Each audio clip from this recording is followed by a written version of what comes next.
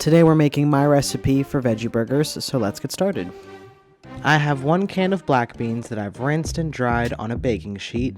Next to it I have 2/3 cup of walnuts, and these are going to go in the oven for 20 to 25 minutes at 200 degrees Fahrenheit so I can get some toasty flavor from the walnuts and reduce a lot of the moisture from the beans. While those are in the oven, I've got 8 ounces of mushrooms, de-stemmed and wiped clean from dirt, half of a red onion, 1 peeled sweet potato, 2 cloves of garlic, 1 jalapeno, and 1 large peeled carrot. Feel free to substitute or add veggies to fit for what you have on hand. I'm going to pulse all these together in a food processor, roughly chopping them first just to help move things along. The mushrooms are a lot softer than my other ingredients here, so I'm going to blitz the harder vegetables first, until what looks like a fine dice. Add the mushrooms, about a half teaspoon of freshly ground black pepper, 2 teaspoons of kosher salt, 1 heaping teaspoon of cumin, 1 teaspoon of smoked paprika, 1 teaspoon of chili powder, and about 1 tablespoon of tomato paste. Pulse for about 8 to 10 more seconds. Now this mixture has a lot of water content, so I'm going to put this into a strainer over a bowl. I'm going to press out as much liquid as I can. You can either use your hands or a rubber spatula. Then let it drain for about 20 minutes. After 20 minutes, you can see what a difference it's made and how much liquid actually came out. I'm pouring this onto a silpat on a baking sheet. I'm pressing out even more liquid. You can use a paper towel or a clean kitchen towel. Press it out flat.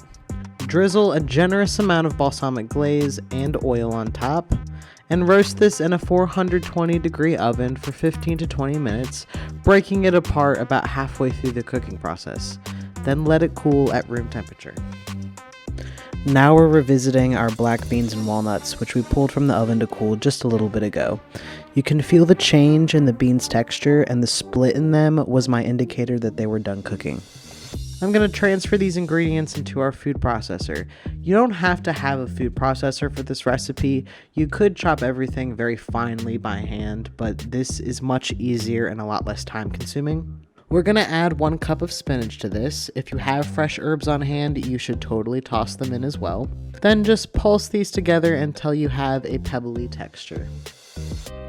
Now we're preparing our burger mix. I've got the bases for my burger, our binders, and some brown rice and quinoa that I made off screen. I'm adding in our vegetables. Optionally, you can also add a few dashes of mushroom powder just for some extra flavor, 2 beaten eggs, a 1/4 cup of super seed mix, a 1/2 cup of panko breadcrumbs, and mix these ingredients until just combined. Fold in 1 cup of brown rice and a 1/2 cup of quinoa, freshly cooked, that is important. Then just cover and chill this mix for at least 1 hour up until overnight. Since we're emphasizing the importance of good texture today, I'm making some shoestring fries to top my burger with. I have a mandolin with a french fry attachment set on 1/8 inch thickness and a bowl of cold water. The water rinses off some starch and prevents them from deoxidizing. And if you're watching me do this, I broke my hand guard forever ago. Do as I say, not as I do, and use protective gear and caution. Please do not slice yourself making french fries. I'm going to thoroughly rinse and dry our potato sticks and fry them at 350 degrees Fahrenheit in batches in neutral flavored oil until lightly golden. Transfer to a sheet pan, salt lightly, fresh out of the oil so the salt can stick, and then I'm going to keep them in a 200 degree Fahrenheit oven when I'm done, just to stay warm while I cook and assemble our burger. You can deep or shallow fry these, just please make sure that your potatoes are as dry as possible because oil and water do not get along. Now I've got a mold to form my veggie burgers, but it's wholly unnecessary. I just like being extra sometimes. You could just mold patties with your hands. On a medium-high heat, drizzle in some oil. Drop your burgers in. After a minute, I'm going to add a bit of butter and start toasting some buns, which will only take a minute or so until they're toasty and golden. After about 3 to 4 minutes, flip your burgers, add some cheese, I've got cheddar, add a few splashes of water, cover with a lid or with tin foil if you don't have a lid on hand, and steam for 30 seconds to a minute until the cheese is all ooey and gooey and melted. To assemble our burger, we've got chipotle mayo on both sides, dill pickles, our burger patty, shredded romaine lettuce, tomato slices seasoned with salt and pepper, a little bit of red onion, and a big pile of our shoestring fries. I don't think I've ever seen such a stunning veggie burger in my life. I don't ever cut my burgers in half, but today I'm making an exception because I want to see the cross section, and I just know that this is going to taste great. The extra steps that we took to reduce the moisture paid off tremendously. It tastes exactly as a veggie burger should taste. It's not mushy, it's flavorful, fresh, firm but not dry. It even has a meaty-esque quality to it, seriously.